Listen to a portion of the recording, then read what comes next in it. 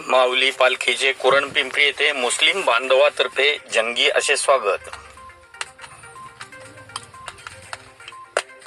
पूर्वीपासून चालत आलेली परंपरा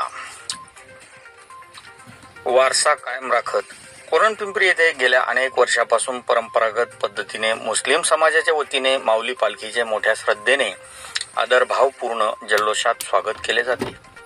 श्री संत ज्ञानेश्वर माऊली पालखी कुरणपिंपरी येथे दाखल होताच सामाजिक कार्यकर्ते, पत्रकार कलीम पठाण, सरपंच जी.के. सर, उपसरपंच याद अकबर शेख तसेच ग्रामपंचायत सदस्य व इतर सर्व प्रतिनिधी व मुस्लिम बांधव यांनी माऊलीच्या पालखीला शाल श्रीफळ देऊन अगदी मोठ्या आस्थेने पूजा अर्चा करून पालखीचे स्वागत केले.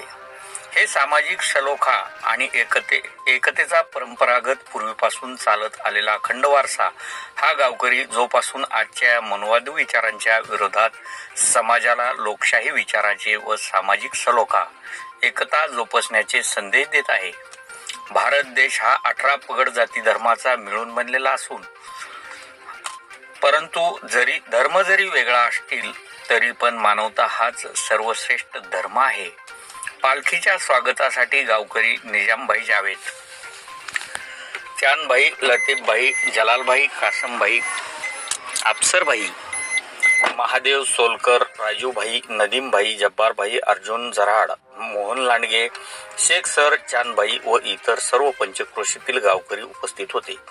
सर्व गावकऱ्यांनी मिळून आपले संसार प्रपंच सोडून माऊली पालखीचे पायी दिंडी सोहळ्यातून पंढरपूरला विठुराया चरणी नतमस्तक होण्यासाठी चाललेल्या सर्व भाविक भक्त, वारकरी व माऊली भक्तांना पुढील वाटचालीस शुभेच्छा दिल्या.